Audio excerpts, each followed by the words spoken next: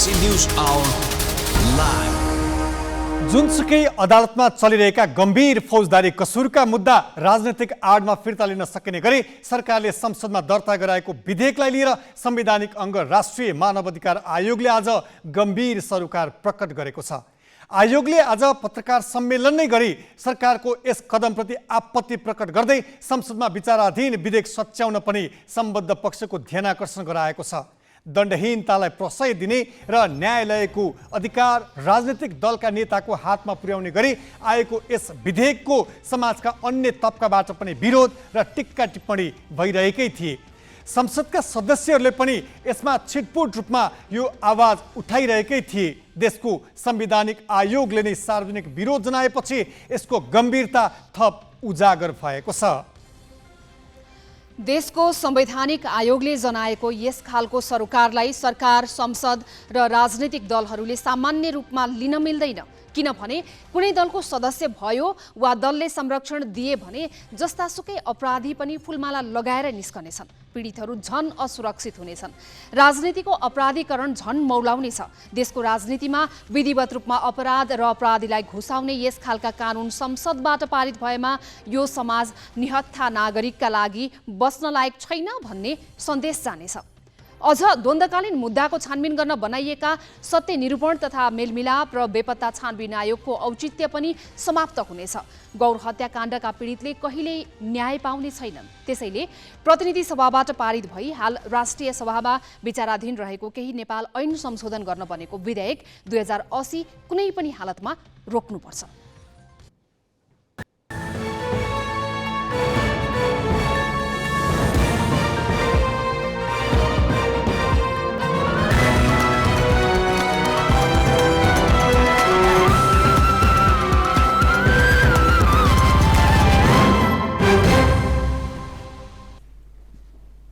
नमस्कार, यो हो गैलेक्सी न्यूज आवर। अब हेडलाइन्स।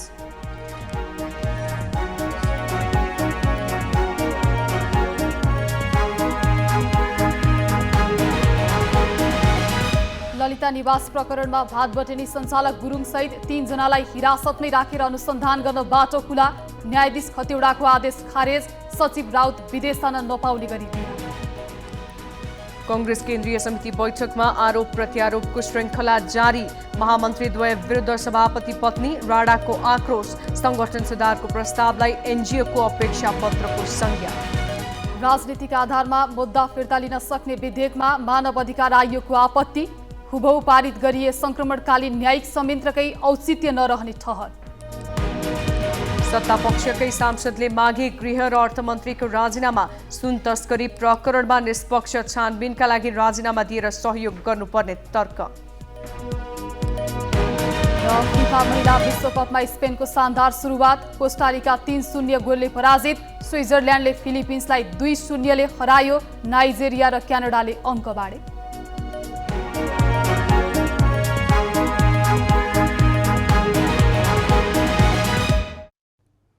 सर्वोच्च अदालतले ललिता निवास घोटाला प्रकरणमा भाटफटिनी सञ्चालक गुरुङ सहित 3 जनालाई हिरासतमै राखेर अनुसन्धान गर्न नेपाल प्रहरीको केन्द्रीय अनुसन्धान ब्युरो CIB-लाई बाटो खुला गरिदिएको छ। यस्तै यस प्रकरणमा जोडिएका 17 जना आरोपीलाई पक्राउ गर्न रोक्ने न्यायाधीश ईश्वर प्रसाद खतिवडाले गत वर्ष जारी गरेको आदेश पनि खारेज गरिदिएको छ। उक्त आदेश खारेज भएपछि पक्राउ परे लगत्तै छुटेका मालपोत कार्यालय दिल्ली बजारका तत्कालीन कर्मचारी कलाधर देउजा फेरि पक्राउ परेका छन्। अब ती 17 जनालाई पनि पक्राउ गरी अनुसन्धानलाई निष्कर्षमा पुर्याउन बाटो खुलेको छ। यही प्रकरणमा पक्राउ परेका नेपाल सरकारका सचिव कृष्णबहादुर राउतलाई भने विदेश जान नपाउने गरी रिहा गर्न सर्वोच्चले आदेश दिएको छ। सर्वोच्चका न्यायाधीश द्वय प्रकाश कुमार ढुङ्गाना र नहकुल सुवेदीको इजलासले अनुसन्धान चाँडो सक्न CIB-लाई परमादेश समेत जारी गरेको छ। न्यायाधीश द्वय प्रकाश कुमार ढुङ्गाना र नहकुल सुवेदीको संयुक्त इजलासले आरोपितका तर्फबाट दायर बन्दी प्रत्यक्षीकरणको रिट खारेज गरेको छ। हदम्याद नागिसकेको घटनाको अनुसन्धानमा आफूहरूलाई गैरकानुनी रूपमा पक्राउ गरेको भन्दै असार 13 गते सुधीर कुमार शाह, धर्मप्रसाद गौतम र मिनबहादुर गुरुङ सर्वोच्च अदालत गएका थिए। उनीहरूको माग अस्वीकार गर्दै सर्वोच्चले हिरासतमै राखेर अनुसन्धान गर्न बाटो खोलिदिएको हो। सरकारी छाप दस्तखत किर्ते र सङ्गठित अपराधको कसुरको अनुसन्धानका सिलसिलामा 24 असारमा पक्राउ पूर्जी जारी भएको र जिल्ला अदालत काठमाडौँबाट अनुसन्धानका लागि म्याद लिएर अनुसन्धान भइरहेकाले थुना गैर कानुनी नभएको सर्वोच्चको ठहर छ। यही प्रकरणमा मुछिएका मालपोत र भूमि सुधारका 17 जना कर्मचारीलाई पक्राउ नगर्नु भनी सर्वोच्च अदालतका न्यायाधीश ईश्वर प्रसाद खतिवडाले गत वर्षको साउन 4 गते जारी गरेको अन्तरिम आदेश पनि खारेज भएको छ। खतिवडाको कारण सिआइबीले पक्राउ गरेका 3 जना रिहा भएका थिए भने बाँकीलाई पक्राउ गर्न सकेको थिएन। अब उनीहरूलाई पक्राउ गर्न पनि सिआइबीलाई बाटो खुलेको छ। सञ्चार सचिव कृष्ण बहादुर राउतलाई भने सर्वोच्चले थुनामुक्त गर्न आदेश दिएको छ। राउतले यस प्रकरणमा टिप्पणी उठाउने काम मात्र गरेको र त्यस क्रममा उनले माथिल्लो ओहदाको राय पनि लिएको देखिएको, साथै अख्तियारले यही विषयमा अनुसन्धान गरी उनलाई मुद्दा चलाउनु पर्ने आधार र कारण नदेखिएको निर्णय गरिसकेको जनाउँदै सर्वोच्चले उनलाई रिहा गर्ने आदेश दिएको छ। तर अनुसन्धानका क्रममा उनीसँग सोधपुछ र बयान भने लिन सक्ने सर्वोच्चले स्पष्ट पारेको छ। साथै उनलाई अनुसन्धान सम्पन्न नभएसम्म नेपाल बाहिर जान भने रोक लगाएको छ। सर्वोच्चले यस मुद्दाको अनुसन्धान चाँडो टुङ्ग्याउन पनि परमादेश जारी गरेको छ। यसअघि समर्जङ कम्पनीका कार्यालय प्रमुखले 2076 माघ 27 गते नै प्रहरी प्रधान कार्यालय तथा केन्द्रीय अनुसन्धान ब्युरोमा जाहेरी दरखास्त दिएको भए पनि विभिन्न शक्ति केन्द्रको प्रभाव र प्रहरी अधिकारीको अनिच्छाका कारण अनुसन्धान प्रभावकारी बन्न सकेको थिएन। अहिले सिआइबी प्रमुखमा एआइजिपी किरण बज्राचार्य आएपछि पुनः अनुसन्धान बिउताइएको हो। अहिलेसम्मको अनुसन्धानले बालुवाटार स्थित ललिता निवासको 143 रोपनी सरकारी जग्गा किर्ते गरी हडपिएको देखाएको छ। ललिता निवास जग्गा घोटाला प्रकरणमा अनुसन्धान भइरहेका बेला सर्वोच्च अदालतले आज जारी गरेको आदेशको अर्थ र यसका आयामहरूबारे थप कुराकानी गर्न ग्यालेक्सी फर्केका सम्पादक रामबहादुर रावल हाम्रो समाचार कक्षबाट प्रत्यक्ष सम्पर्कमा छन्। रामजी, आज सर्वोच्च अदालतले बन्दी प्रत्यक्षीकरणका निवेदन र यसअघि सर्वोच्च अदालतबाट जारी भएको आदेशका सन्दर्भमा नयाँ आदेश जारी गरेको छ। बन्दीहरूमध्ये कसलाई रिहा गर्ने र कसलाई थुनेरै अनुसन्धान अघि बढाउने आदेशसँगै सिआइबीका नाममा थप परमादेश पनि जारी गरेको छ। यसको अर्थ र सन्देश के हुन सक्छ? स्मृतिजी, आज सर्वोच्च अदालतले जुन आदेश जारी गरेको छ, न्यायाधीश द्वय प्रकाश कुमार ढुङ्गाना र नहकुल सुवेदीको इजलासबाट जुन आदेश भएको छ, यो हप्ताभरि 6 दिनसम्म यसको सुनवाई चलेको थियो। यसमा बन्दी प्रत्यक्षीकरण जो अहिले थुनामा थिए भाटभटेनी सुपरमार्केटका सञ्चालक मिनबहादुर गुरुङ लगायत यसभन्दा अगाडि मालपोत र भूमि सुधारमा रहेर काम गरेका कर्मचारीहरू समेत यसमा थिए। उनीहरूले जुन बन्दी प्रत्यक्षीकरणको निवेदन लिएका थिए, उनीहरूले आफूलाई गैरकानुनी थुनामा राखेको र थुन्नै नमिल्ने र पक्राउ गर्नै नमिल्ने मुद्दामा आफूहरूलाई तानेको भनेर उनीहरूले जुन रिट दायर गरेका थिए त्यसलाई खारेज गरिदिएको छ। तर मिनबहादुर गुरुङ र अरू केही कर्मचारी बाहेक हालै बहालवाला सचिव कृष्णबहादुर राउतलाई जसरी पक्राउ गरेको थियो, त्यो पक्राउलाई चाहिँ सर्वोच्च अदालतले अस्वीकार गरेको छ र उसले राउतलाई देश बाहिर जान नदिन र यस विषयमा बयान आवश्यक परेमा बयान बरबुजारतको लागि चाहिँ उपस्थित हुनका लागि चाहिँ आदेश जारी गरिदिएको छ र तर थुनामा राख्नु नपर्ने भनेर। यसै गरी यही प्रकरणसँग जोडिएको तर 1 वर्ष अघि नै अन्तरिम आदेश जारी भएको सर्वोच्च अदालतका न्यायाधीश ईश्वर प्रसाद खतिवडाको इजलासबाट गत वर्षको साउनमै एउटा विवादास्पद आदेश जारी भएको थियो। त्यसमा 17 जना यस प्रकरणमा जोडिएका नेपाल सरकारकै कर्मचारीहरू 17 जना को पक्षमा हुने गरी आदेश जारी गरिएको थियो र त्यो आदेशका कारण सिआइबीले केही व्यक्तिहरूलाई ती 17 जनालाई पक्राउ गर्न सकिरहेको थिएन र अहिले पक्राउ परेका अरू व्यक्तिहरूले पनि त्यही आदेशलाई देखाएर आफ्नो उन्मुक्ति खोजिरहेका थिए। त्यो आदेश समेत सच्याएर खारेज गरिदिएको छ सर्वोच्च अदालतले। त्यसैले यस आजको आदेशका 3-4 पक्ष स्मरणीय छन्। एक, यो आदेशपछि नेपाल प्रहरीको केन्द्रीय अनुसन्धान ब्युरो सिआइबीलाई निर्धक्कसँग अनुसन्धान गर्न बाटो खोलिदिएको छ। त्यस्तै सर्वोच्चले नै यसअघि जारी गरेको विवादास्पद जुन आदेश थियो त्यो खारेज गरेर न्यायिक रूपमै त्रुटि सच्याइएको छ र अदालत आलोचनाबाट केही हदसम्म बचेको छ। त्यसै गरी तेस्रो, टिप्पणी उठाउने कर्मचारीलाई मात्रै थुनेर निर्णयकर्तालाई उन्मुक्ति दिएको भनेर जुन खालको सार्वजनिक रूपमा टिका टिप्पणी भइरहेको थियो, कर्मचारीहरू आन्दोलित थिए र यसलाई लिएर अरू खालका आशंकाहरू पनि जुन पैदा गरेको थियो, त्यो पक्षबाट पनि अदालतको आदेशले एकदमै सजुजपूर्ण तरिकाले सम्बोधन गरेको देखिन्छ। साथै यस प्रकरणमा सर्वोच्च अदालतले आज जारी गरेको आदेशमा एउटा महत्त्वपूर्ण पक्ष के छ भने अब यस प्रकरणको अनुसन्धानमा थप ढिलाइ नहोस्, थप नगिजियोस् भनेर पनि अदालतले आफ्नो सरोकार प्रकट गरेको छ। र यसलाई अझ महत्त्वपूर्ण रूपमा कसरी भन्न सकिन्छ भने यसअघि यो प्रकरण CIB को हातमा 2076 माघमै आइपुगेको थियो र समर्जङ कम्पनीका तत्कालीन प्रमुख जो ललिता निवास जग्गाको संरक्षण गर्ने जुन निकाय हो, त्यो निकायका प्रमुखले ललिता निवास जग्गा प्रकरणमा सरकारी जग्गा व्यक्तिका नाममा पुर्याउने क्रममा हिनामिना भयो, त्यसमा कृत्यहरू गरियो, सरकारी कागजपत्रहरू बाहिरै बनाइए अथवा भित्रको संस्थागत मिलेमतो पनि यसमा देखियो भनेर उसले जुन जाहेरी ललिता CIB-लाई जुन दिएको थियो त्यसमा लामो समयसम्म अनुसन्धान नगरी राखियो भनेर आलोचना भइरहेको थियो। अनुसन्धान गर्दा पनि सरकारी वकिल कार्यालय मार्फत काठमाडौँ जिल्ला अदालतमा गत वर्ष मुद्दा दायर गर्न जुन खोजिएको थियो, त्यो पनि सरकारी वकिलले तत्कालीन महान्यायाधिवक्ता खम्मबहादुर खाती लगायतको निर्देशनमा फिर्ता पठाइएको थियो। त्यो अपुरो छ यो अनुसन्धान र भनेर जुन पठाइएको थियो त्यसमा पनि अदालतले चासो देखाएको बुझिन्छ, किनभने यसमा परमादेश पनि जारी भएको छ। बन्दी प्रत्यक्षीकरणको रिटसँगै परमादेश जारी गर्नुको अर्थ यसमा चाहिँ छिटो टुङ्ग्याउ, यसमा अदालतको पनि सरोकार छ र राष्ट्रिय सरोकारको विषय भएको हुनाले अगाडि बढाउनुपर्छ भनेर अदालतले जुन यो आदेश जारी गरेको छ, त्यसकारणले यो महत्त्वपूर्ण छ। र अब अदालतलाई ती 17 जना जो अदालतको आदेशको सिरानी हालेर यो अहिलेसम्म जुन उन्मुक्ति पाइरहेका थिए, यसअघि पक्राउ परेका 3 जना त्यही आदेश देखाएर तुरुन्तै रिहा भएका थिए, अब तिनीहरूलाई पनि पक्राउ गरी कानुनी कारबाही कठघरामा ल्याउन, त्यो दायरामा ल्याउन सहज भएको छ स्मृतिजी। अब CIB-ले चाहिँ ती 17 जनाको हकमा र थप अनुसन्धान अगाडि बढाउने हकमा अहिलेसम्म औपचारिक रूपमा केही भनिसकेको अवस्था छ छैन, अथवा CIB-लाई कति सहज हुने देखिन्छ रामजी? सरकारी वकिलले फाइल फिर्ता पठाइदिएपछि, अनुसन्धान पुगेन भनेर फिर्ता पठाइदिएपछि त्यो लामो समयसम्म दराजमै थन्किएको थियो त्यो फाइल, र तत्कालीन CIB प्रमुख नेपाल प्रहरीको प्रमुख भएर जुन अवधिसम्म उनी नेपाल प्रहरीको प्रमुख भए, त्यो अवधिसम्म त्यो फाइल अगाडि नबढ्नु चाहिँ रहस्यमय र शङ्कास्पद थियो। सायद त्यही कुरालाई लिएर हुनसक्छ अब चाहिँ ढिला नगर्नु, तत्काल यो मुद्दालाई टुङ्ग्याउनु भनेर चाहिँ अनुसन्धानका लागि CIB-लाई सर्वोच्च अदालतले जुन आदेश जारी गरेको छ, परमादेश जारी गरेको छ, यो महत्त्वपूर्ण छ र सायद अब CIB-ले म्यादभित्रै यो अनुसन्धान प्रकरण अनुसन्धान सकाएर अदालतमा लैजान्छ।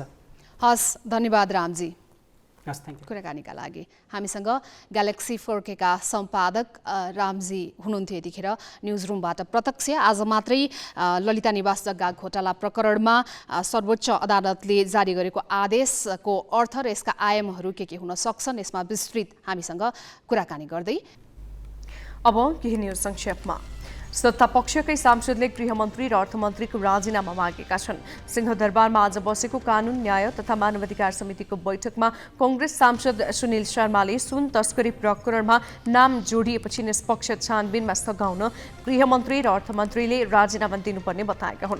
अर्थ मन्त्रालय मातहतको भन्सार विभाग र गृह मन्त्रालय अन्तर्गत DIG-को नेतृत्वमा नेपाल प्रहरी विमानस्थलमा रहँदा पनि यति ठूलो तस्करीको घटनामा मन्त्रीद्वय अनभिज्ञ रहनु आश्चर्य भएको उनको भनाइ छ। अनियमितताको कुरामा पक्ष विपक्षको पार्टीको कुरा नरहने भन्दै उनले नागरिक देश र जनताको विषयलाई हेर्न आग्रह गरे।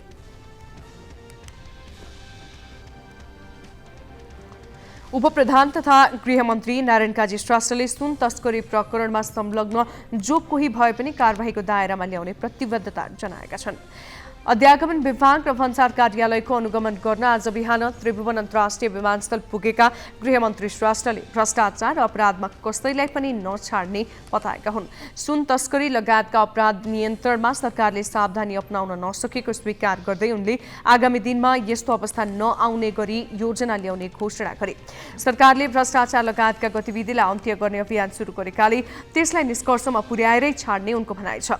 सुन तस्करीको अनुसन्धानको लागि भन्सार विभागले समिति बनाएर छानबिन गरिरहेको जानकारी गराउँदै उनले त्यसमा सघाउनको लागि सम्बन्धित निकायलाई निर्देशन दिइसकेको बताएका छन्। सुन तस्करी प्रकरणमा गृहमन्त्रीकै नाम जोडिएको भन्ने सञ्चारकर्मीको प्रश्नमा उनले आफूलाई भ्रष्टाचार विरोधी अभियानबाट हच्काउन सो प्रकरणमा मुछ्ने प्रयास गरिएको दावी गरे। संचार तथा सूचना प्रविधि मन्त्री रेखा शर्माले सुन तस्करी प्रकरणमा नियोजित रूपमा पूर्व सभामुख कृष्ण बहादुर महराको नाम जोडेको दावी गरेकी छिन्। जनकपुरमा आज सञ्चारकर्मीसँग कुरा गर्दै मन्त्री शर्माले सुन तस्करीमा गलत तरिकाले पूर्व सभामुख महराको नाम जोडिएको दावी गरिन्। सरकार सुशासनको पक्षमा र भ्रष्टाचार विरुद्ध दृढतापूर्वक उभिएको पनि बताइन्। सार्वजनिक सेवा प्रवाह पनि विगतको भन्दा सुधार भएको मन्त्री शर्माको भनाइ छ। हरेक प्रकारको व्यतिथिलाई समाप्त गर्न सरकार दृढ रहेको भन्दै उनले मिटर ब्याजी समस्या, नागरिकता सम्बन्धी समस्या लगायतका विषयलाई सरकारले प्राथमिकतामा राखेर काम गरिरहेको बताइन्। अब छिट्टै नागरिकता सम्बन्धी नियमावली पनि बनाउने उनको भनाइ छ। प्रधानमन्त्री पुष्पकमल दाहालले साइबर सुरक्षामा गम्भीर भएर काम गर्न सम्बन्धित निकायलाई निर्देशन दिएका छन्। आज अपराह्न प्रधानमन्त्री तथा मन्त्री परिषद कार्यालयमा सरोकारवाला मन्त्रालय र 4वटै सुरक्षा निकायका प्रमुखहरूसँगको छलफलमा प्रधानमन्त्री दाहालले साइबर सुरक्षाका कारण राष्ट्रिय सुरक्षामा समेत चुनौती निम्तिन सक्ने भएकाले गम्भीर भएर काम गर्न निर्देशन दिए। बैठकमा प्रधानमन्त्री दाहाल समक्ष सञ्चार तथा सूचना प्रविधि मन्त्रालय, नेपाली सेना र नेपाल प्रहरीले साइबर सुरक्षाबारे नेपालमा भइरहेको काम कारबाहीबारे ब्रिफिङ गरेका थिए। बैठकले साइबर सुरक्षाको क्षेत्रलाई बलियो बनाउने गरी कानुनी, नीतिगत र संस्थागत प्रबन्ध गर्न छुट्टै कार्ययोजना बनाएर लागू गर्ने निर्णय पनि गरेको छ।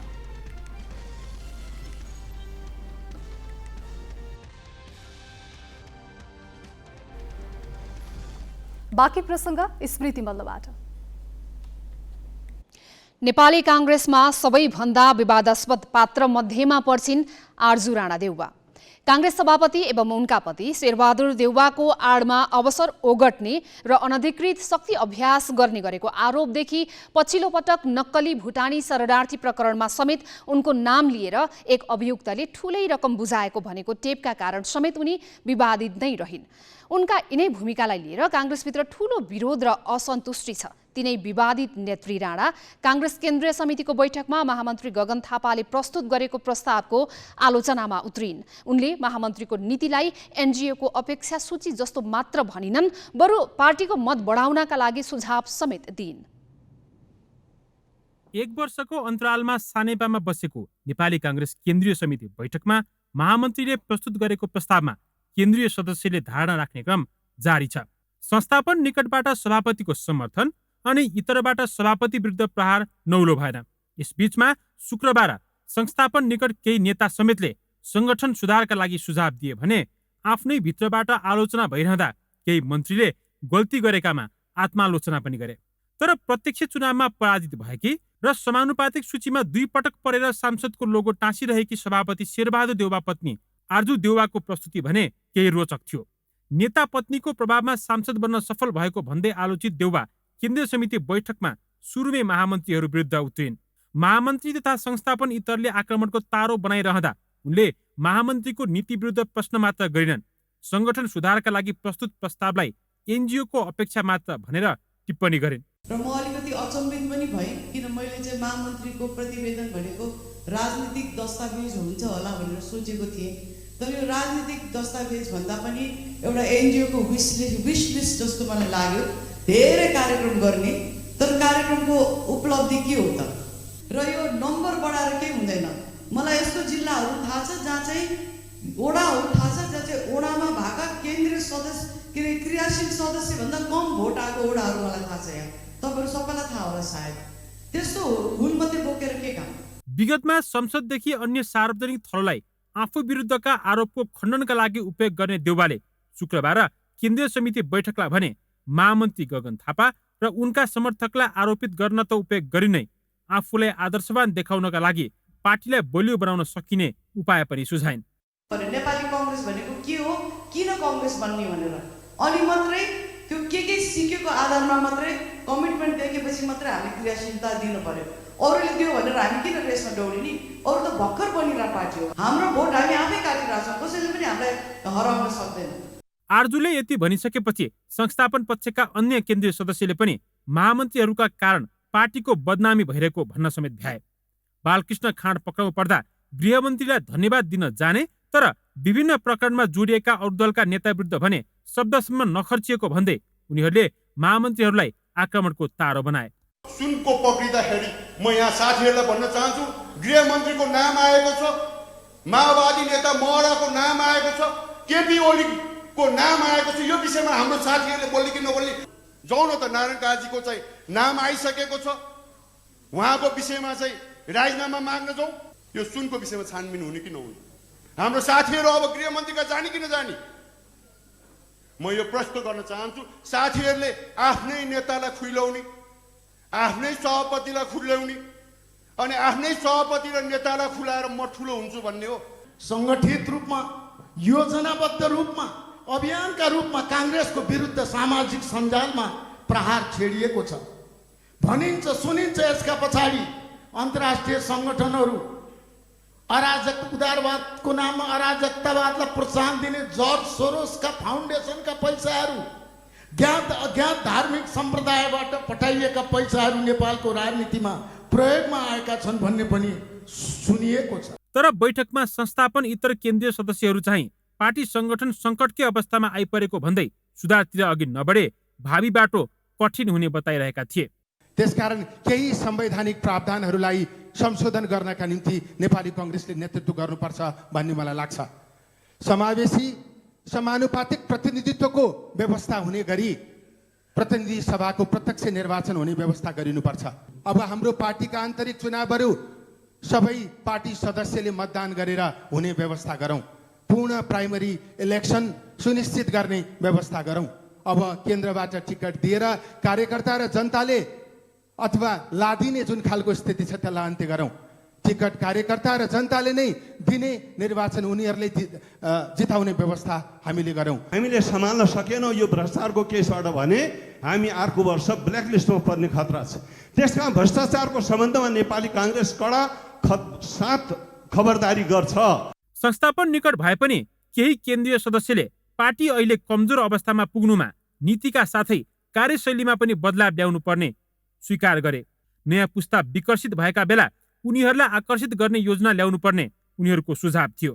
र यो मिटिङबाट हामीले के पास गरौँ भने अब नीतिगत कहीँ हुनसक्छ गुटबन्दी विवाद र अब कांग्रेस पार्टीसँग कुनै गुटबन्दी छैन, एक ढिक्का भयो पार्टी भनेर चाहिँ यही मिटिङबाट चाहिँ हामीले पास गर्नुपर्छ भन्ने कुरा पनि म राख्न चाहन्छु। अब हाम्रो सङ्गठनको टार्गेट क्षेत्र भनेको चाहिँ युवा विद्यार्थी नै हुनुपर्छ भन्ने कुरा मलाई लाग्छ। अब हामी समानुपातिक र राष्ट्रिय सभा चाहिँ कसैलाई पनि दोहोऱ्याएर दिन्नौँ भन्ने कुरा चाहिँ यो मिटिङबाट हामी पास गरौँ। पोलिटिकल अपोइन्टमेन्टहरू दिएका छौँ, त्यो पनि हामी नदोहोऱ्याउने बाटोमा चाहिँ जाउँ। अनि अब त प्रचार कम भयो, हामी कुनै पनि कार्यक्रममा हाम्रो नीतिको बारेमा हामी छलफलै गर्दैनौँ। हाम्रो नीतिले के परिणति ल्यायो त आज देशमा? आर्थिक नीतिले देशलाई कहाँ पुर्यायो? अब आइतबार मात्र बैठक बस्नेछ।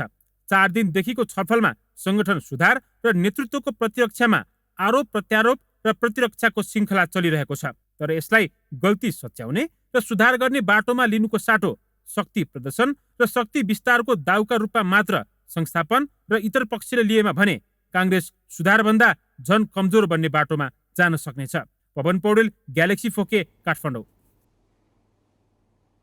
कांग्रेस केन्द्रीय समिति बैठकमा आज पनि आरोप प्रत्यारोपको श्रृङ्खला चल्यो। संस्थापन पक्ष महामन्त्रीद्वय विरुद्ध खनिए भने इतर पक्ष पनि सभापतिको आलोचनामा केन्द्रित भए। आजको बैठकमा कसले के भने त? गठबन्धन नगरेको कारणले गल्ती गर्यौं भनेर नेतृत्वले आरोप खप्नु पर्यो। 79 मा गठबन्धन गरे बापत फेरि आरोप खप्नु पर्यो। हामी यहाँनेरि अलमलमा छौँ कि जस्तो लाग्छ। अस्ति नै फेरि सरकार गठन गर्ने बेलामा प्रचण्डलाई प्रधानमन्त्री दिनु पर्दाखेरि गल्ती गर्यो। त्यति 36 सिटलाई किन प्रधानमन्त्री दिने 32 सिटलाई? त्यति बेला नेतृत्वको दोषै देख्यौँ। राम्रो काम कसरी गर्ने भन्न छोडेर हामी अप्ठ्यारोमा छौँ, सकियौँ, सिद्धियौँ, बर्बाद भयौँ भन्ने जुन सन्देश हामीले जनजनका मनमा सम्प्रेषण गरिराखेका छौँ, अप्ठ्यारो चाहिँ मुख्य त्यो हो भन्ने मेरो रोगको पहिचान त्यहाँ देखेको छु। विचार कमजोर भएको छ किनभने हामीले नेपाली कांग्रेस भनेर जान सक्ने अहिले परिस्थिति नै छैन। कुन अर्थमा परिस्थिति छैन भनेदेखि हामी गठबन्धनमा गयौँ। गठबन्धन हाम्रो बाध्यता होला, विभिन्न कारण होला। गठबन्धनलाई पनि बचाउनु छ, हाम्रो पार्टीलाई पनि बचाउनु छ, अत्यन्तै असजिलो पोजिसनमा नेपाली काङ्ग्रेस। यो बैठकको सन्देश राम्रो गएको छैन। जे गरेर भने पनि सभापति र महामन्त्रीको द्वन्द्व बढाउने जुन किसिमले यहाँ प्रस्तुत भयो ठिक ढङ्गले भएको छ। अब एट्र्याक्सन के गर्दाखेरि हुन्छ त्यो गरेर चाहिँ अब यसलाई चाहिँ सत्तामै बस्नुपर्छ भन्ने कुरामा गएको कारणले गर्दाखेरि पनि अहिले चाहिँ के हो भन्दाखेरि जेनरल पब्लिकमा चाहिँ अलिकति वितृष्णा चाहिँ आएको चाहिँ हामी चाहिँ पाउँछौँ। अब यसको करेक्सन के त भन्दाखेरि नेपाली कम्युनिस्ट पार्टी यत्रो पोलिटिकल चेन्ज ल्याएको यो पार्टी यो चाहिँ के छ भन्दाखेरि अहिलेको यो चाहिँ समयलाई चाहिँ ट्याकल गर्नुको लागि यो अहिलेको चाहिँ जुन इस्युजहरू चाहिँ छ, यो चाहिँ जुन करप्सनको इस्यु भयो होइन, सुशासनको इस्यु भयो, डेलिभरेन्सको चाहिँ सवाल छ, निर्वाचन प्रणालीदेखि लिएर सबैलाई लिएर यसमा पनि के हो भन्दाखेरि यसमा त मन्थन त गर्नु पर्यो नि त। 75 जिल्लाबाट 77 जिल्लाबाट उजुरीहरू आयो। त्यो उजुरीहरूलाई राम्रोसँग संवेदनशील भएर हेरिए। त्यसले गर्दा म के भन्छु भने अझै पनि भन्छु, पार्टीलाई जीवन्त राख्ने हो भने एउटा घर चलाउन पनि अनुशासन चाहिन्छ। व्यवस्थापन गर्नलाई केही गाह्रो भएको थियो। त्यस्तै देशको आर्थिक अवस्थाको कुराले पनि त्यतिकै समस्या परेको हुँदा मन्त्रालयमा हामी जति चाहिँ नेतृत्व गरेर गएका छौँ, पार्टीको घोषणापत्र नीति सिद्धान्त अनुसार सङ्गठनलाई मजबुत हुने गरी नै काम गर्ने कोसिस गरेका छौँ। नेपाली काङ्ग्रेस जसलाई मधेसले तराईले स्थापित गरेको छ, त्यसलाई मलाई लाग्छ काङ्ग्रेसले अहिले पनि बिर्सिनु हुँदैन। त्यो मधेस र तराईलाई कसरी काङ्ग्रेसमा बनाउने भनेर एउटा नयाँ रणनीतिबाट हामी जान पनि जरुरी छ। तर मलाई लाग्छ हाम्रो सभापतिजीले भन्नुभएको थियो काङ्ग्रेसलाई मैले पहिलो पार्टी बनाउँछु, हामी मिश्रित निर्वाचन प्रणाली अपनाउने अनि गठबन्धनमा जान डराउने। मलाई लाग्छ यो दुईटा मिल्दैन। अब केही न्युज संक्षेपमा। 5 दिनपछि काठमाडौँ उपत्यकाको फोहोर बन्चरे डाँडा ल्यान्डफिल साइटमा विसर्जन गरिएको छ। सुरक्षाकर्मी परिचालन गरेर आज फोहोर बोकेका गाडी बन्चरे डाँडा पुर्याइएको हो।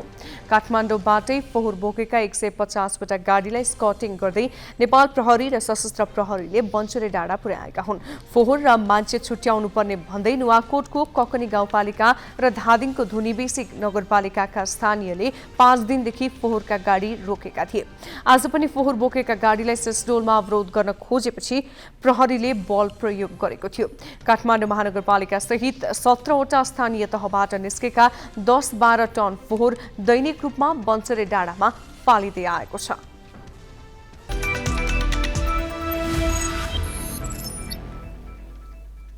उपाधि दावेदार स्पेनले फिफा महिला विश्वकपमा शानदार सुरुवात गरेको छ।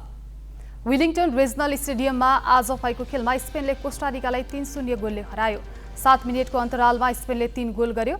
21औं मिनेटमा कोस्टारिकाकी भालेरिया डेल काप्कोको आत्मघाती गोलमा स्पेनले अग्रता बनायो। यसअघि 23औं मिनेटमा एइटाना बोनामतीले र 27औं मिनेटमा एस्तर गोन्जालेजले गोल गरिन्।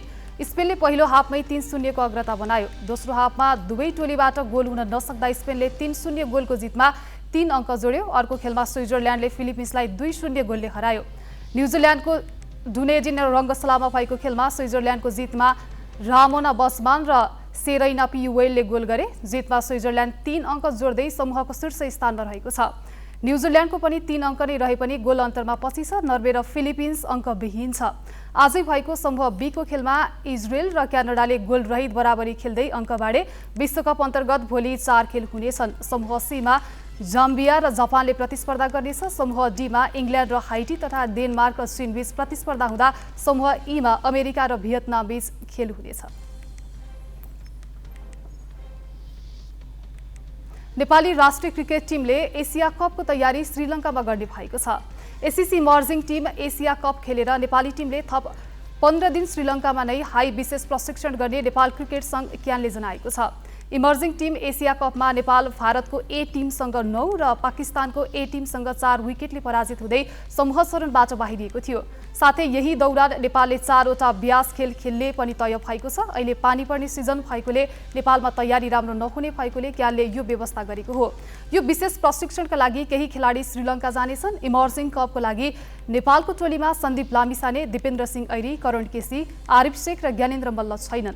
सन्दीप र दिपेन्द्र ग्लोबल T20 खेल्न क्यानाडा गएका छन्। नेता करण र ज्ञानेन्द्रलाई विश्राम दिएको थियो। आरिफ पारिवारिक कारण टोलीमा थिएनन्। कतिजना खेलाडी श्रीलङ्का जानेछन् त्यो भने तय भएको छैन।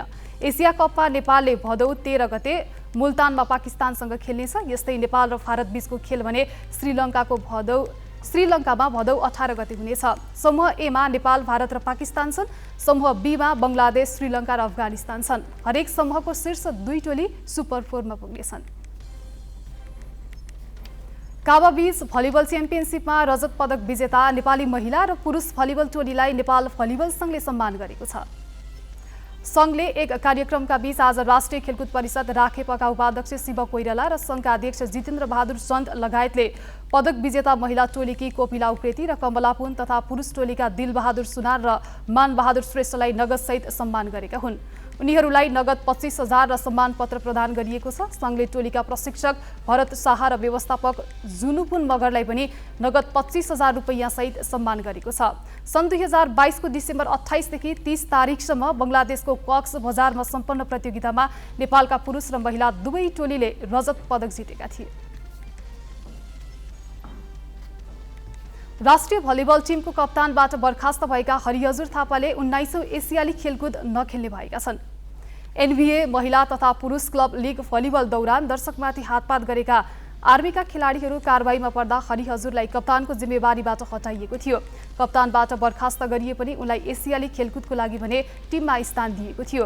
उनलाई कप्तानबाट हटाए लगत्तै आर्मीकै खेलाडी मानबहादुर श्रेष्ठलाई कप्तानको जिम्मेवारी तोकिएको थियो।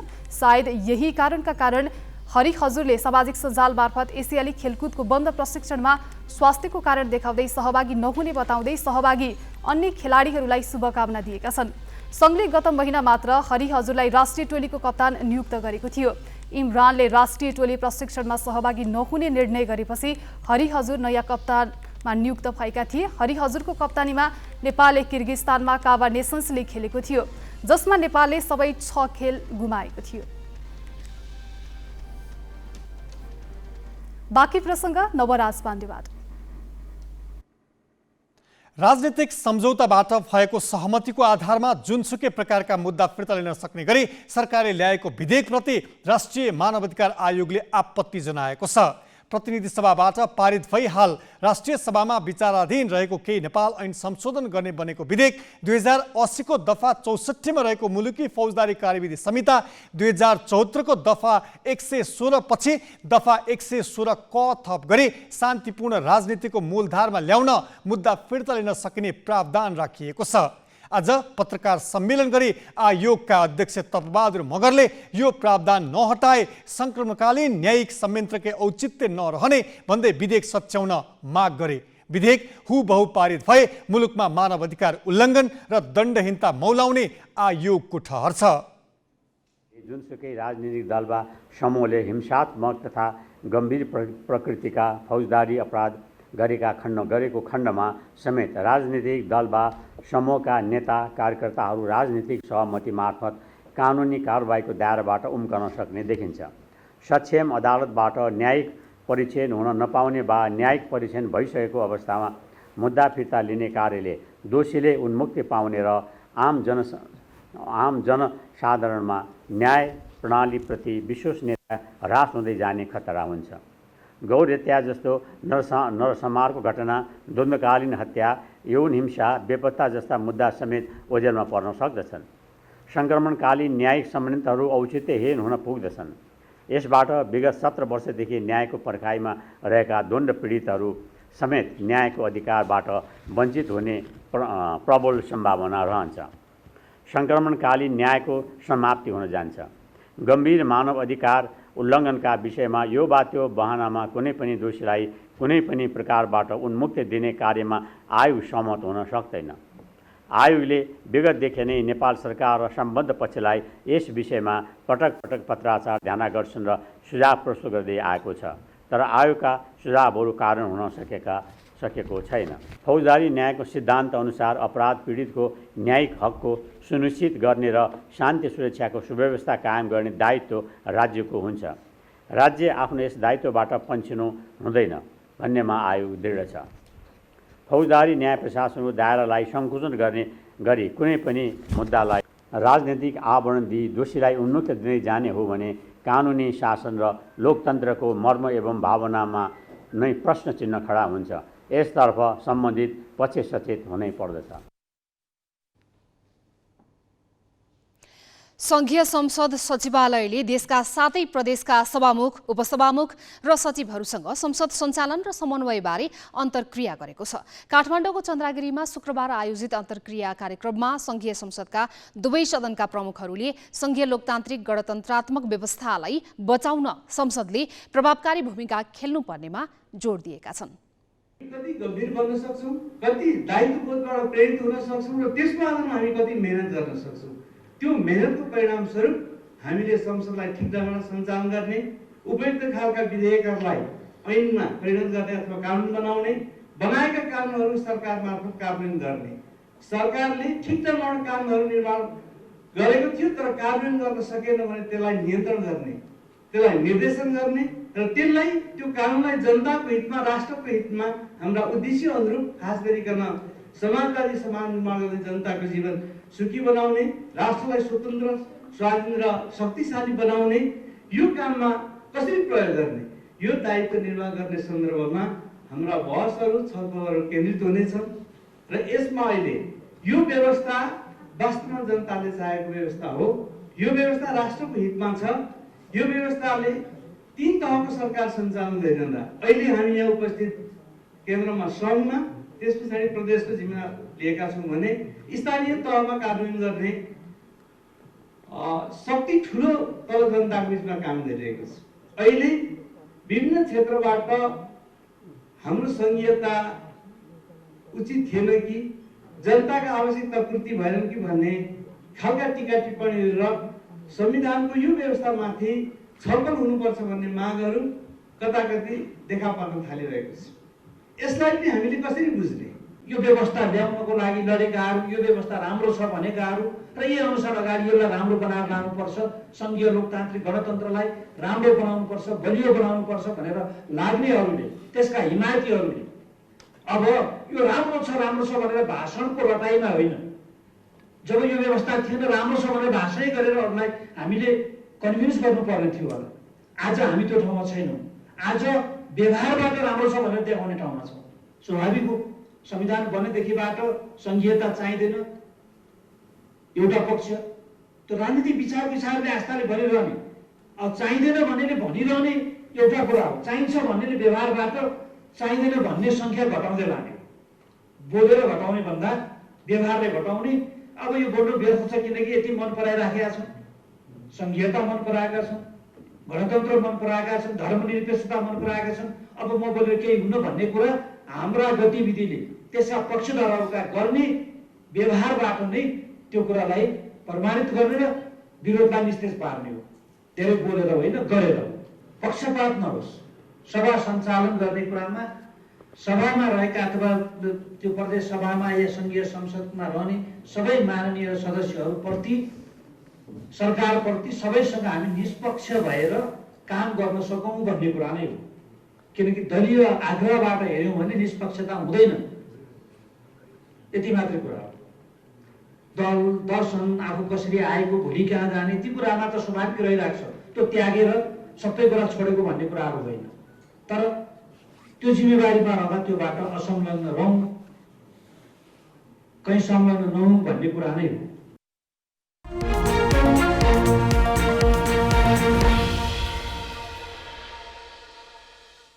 देशका करिब 50 बढी जिल्लामा अलैँची खेती हुन्छ। तीमध्ये सबैभन्दा बढी अलैँची उत्पादन हुने जिल्ला हो ताप्लेजुङ। ताप्लेजुङमा मात्र 4500 हेक्टरमा अलैँची खेती गरिन्छ। जिल्लामा वार्षिक 2400 मेट्रिक टन अलैँची उत्पादन भएको तथ्याङ्क रहेको छ। तर सबैभन्दा बढी अलैँची खेती र उत्पादन हुने जिल्लामा अलैँचीका बोट सुक्न थालेसँगै किसानमा चिन्ता थपिएको छ। हिउँदे खडेरी र रोगी किराका कारण पूर्वी पहाडका अलैँची बगानमा अलैँचीका बोट सुक्न थालेका छन्। रोगका कारण अलैँचीको नर्सरी समेत फस्टाउन सकेका छैनन्। असार र साउन अलैँचीको बिरुवा रोप्ने मौसम पनि हो, तर रोग र बजार भाउका कारण किसानमा निराशा छ। अहिलेसम्म त पहिले त निकै राम्रो भाउ पनि माथि पुगेको थियो, राम्रै भयो। अहिले त अलैँचीको बोट पनि अब यसो गरेर धस्ना हुनु थाल्यो, अनि यो किराले पनि खानु थाल्यो, अनि भाउ पनि उँधो खोसेर गयो। अनि हामी किसानले त अब के गरौँ भन्ने चाहिँ हाम्रो मनमा चाहिँ त्यस्तो लाग्दैछ। हिजो आज अलैँची बगानमा बोट सुक्ने, गानो र जरा कुहिने तथा पातमा सेतो खोङले किरा लाग्ने समस्या छ। किसानले प्रत्येक झ्याङको पातमा भएको सेतो किरा मार्न कोसिस गरे पनि ठूलो बगानमा सम्भव नहुँदा समस्या बढ्दो छ। फुल पारेको अवस्थामा यसरी नै माडिदियो भने पूर्ण रूपले नियन्त्रण हुन्छ, कुनै विषादी छर्किनु पर्दैन। अब यसलाई व्यवस्था गऱ्यो भने पछि लार्भा हुन्छ, लार्भा भएपछि यो सबै खाएर सिक्रास त बनाइदिन्छ। यसको राम्रो उपाय भनेको चाहिँ यतिखेरै फुलको अवस्थामै सानो हुँदै यसरी माडिदिने, यसरी माडिदिएपछि यो मरिहाल्छ, यसरी नियन्त्रण गर्न सकिन्छ। किसानको मुख्य खेतीको रूपमा रहेको अलैँची नै मासिने खतरा भएपछि किसानमा चिन्ता थपिएको छ। कतिपय किसानको घर खर्चदेखि सम्पत्ति जोडजाड गर्ने आय स्रोतको माध्यम नै अलैँची हो। अलैँचीमा किरा लाग्न नदिन विभिन्न विषादी प्रयोग गरे तापनि समाधान भएको छैन। हिउँदमा सिँचाइ गर्न पानी अभाव तथा रोग, किरा र कम बजार मूल्यले रेखदेखको कमी हुँदा झनै समस्या भएको छ। सिँचाइ नभएको पहिलो नै देखिन्छ र अलिकति अब प्रायः जस्तो भाउ अलिकति पहिला जस्तो भाउ राम्रो आइदिएको छैन, भाउ तलमाथि भइरहन्छ।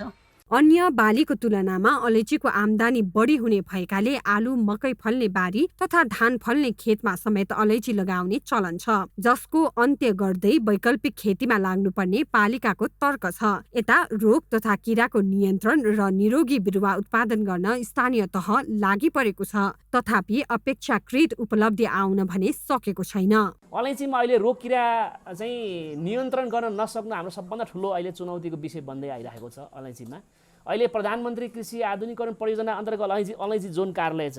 हामीले अलैँची जोनसँग हामीले यो विषयमा संवाद गरिरहेका छौँ, छलफल गरिरहेका छौँ। आगामी दिनहरूमा यो रोग किरा नियन्त्रण गर्ने चाहिँ विधि के हुनसक्छ, यसको सम्बन्धी एक्सन सहितको कार्यक्रम राख्नुपर्छ भनेका छौँ। त्यो उहाँहरूसँग हामी सहकार्य गर्ने नै भइहाल्यो। व्यवसायीका अनुसार भारतमा अलैँची उत्पादन घटेसँगै नेपालको अलैँची माग बढेको छ, तर अलैँचीमा रोग फैलन थालेपछि पाहिरहेको बजार समेत घुम्ने त्रास किसानमा छ। उत्पादनमा हुने कमीले किसानको भान्सादेखि देशको अर्थतन्त्रमा समेत समस्या उत्पन्न गराउन सक्ने जोखिम बढेको छ। देशभर अलैँची निर्यातबाट वार्षिक 6 देखि 8 अर्बसम्म आम्दानी हुने गरेको छ। उक्त आम्दानी कायम राख्न सरकारी स्तरबाट ठोस कदम चाल्न आवश्यक देखिन्छ। ग्यालेक्सी फोकेका लागि ताप्लेजुङबाट देवराज गुरुङको रिपोर्ट।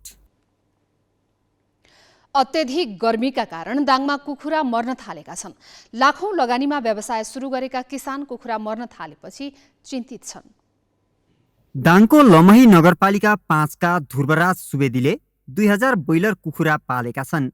उनले विगत 2 वर्षदेखि कुखुरा पाल्दै आएका हुन्।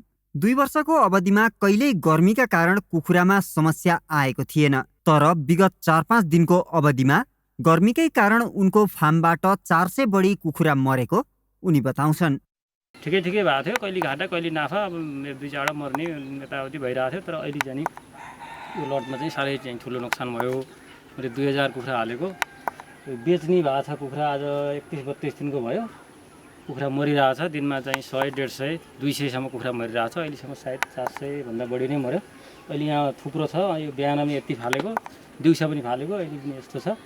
सुवेदीको मात्र होइन, लमही नगरपालिका 6 मा रहेको शिवा कृषि फार्ममा समेत 4-5 दिनको अवधिमा 200 बढी कुखुरा मरेका छन्।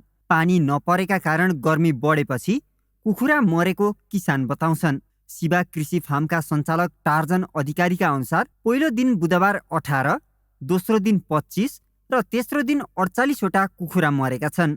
पहिलो दिन लगभग कम से कम मरला 18 ठो, तो लगभग आप 18 ठो घाम कान से मोल हुई सोच में आप ओकर दोसर दिन फिर अस्ते घाम कर कान से 25 ठो मोला।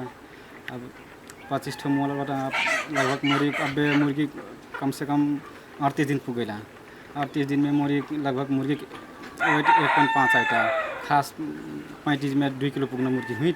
लेकिन अब घाम के कारण से दाना नहीं खाइना, यहाँ के कारण से लगभग मुर्गी 1.5 किलो वेट आइटिन। सुरुमा कुखुरा झोक्राउने, खुट्टा नटेक्ने र सुतेपछि केही समयमा मर्ने गरेका छन्। यसरी कुखुरा मर्न थालेपछि व्यवसायीले ग्लुकोज पानी, कागती पानी लगायत दिने गरेका छन्। मरेका कुखुराको परीक्षण गर्दा अन्य रोग नदेखिएको तर उच्च तापका कारण कुखुरा मरेको चिकित्सकको भनाइ छ। अहिले अब मर्नुको कारण चाहिँ अब दाङ जिल्लामा पनि दाङ जिल्लाको पुरै भेगमा त विभिन्न कारणले मरेछन्, तर मेन चाहिँ तल देउखरीमा चाहिँ मृत्युदर अत्याधिक हुनुको कारण चाहिँ अब सबै भनेको वातावरणीय है प्रदूषण पनि भयो र सबभन्दा मेन कारण चाहिँ ओभर टेम्परेचर, गर्मी अत्याधिक गर्मी हुनु। अत्याधिक गर्मी भएर चाहिँ धेरै कुखुराहरूले चाहिँ अब त्यो आफ्नो बडीको आफ्नो जिउको तापक्रमभन्दा माथि गयो तापक्रम, जसले गर्दाखेरि उनीहरूले सहन सकेनन् र त्यस्तो क्रममा धेरै मृत्यु भइरहेछ।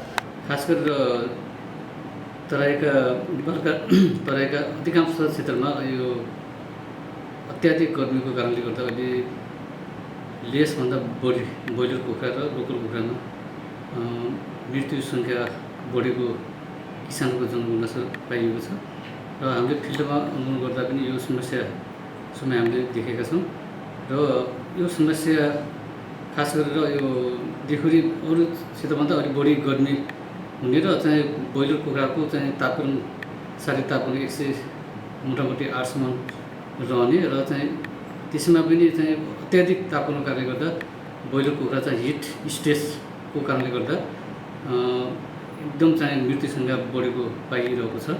2-4 हजार नाफा हुने आशमा पालिएका कुखुरा भटाभट मर्न थालेपछि दाङका किसानले अप्रत्याशित आर्थिक क्षति बेहोर्नु पर्ने भएको छ। विपदमा परेका किसानलाई सरकारी स्तरबाटै राहतको व्यवस्थापन हुनुपर्ने पीडित किसानको माग छ। ग्यालेक्सी फोकेका लागि दाङबाट शिवराज खनालको रिपोर्ट। हामी ग्यालेक्सी न्यूज आवरको अन्त्यमा छौँ। जाँदा हेडलाइन्स।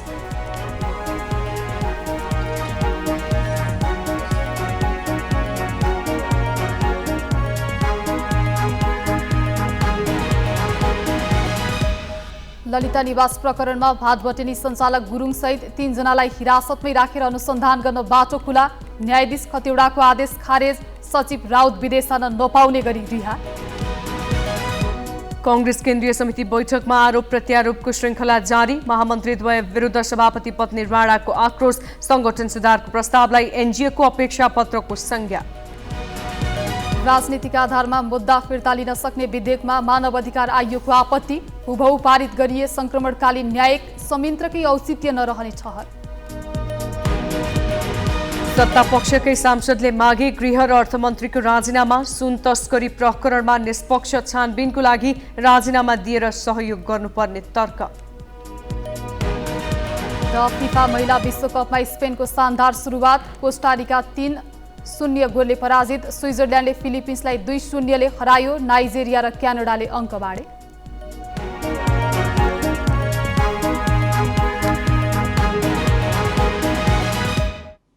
आजलाई ग्यालेक्सी न्यूज आवर सकियो। नमस्ते।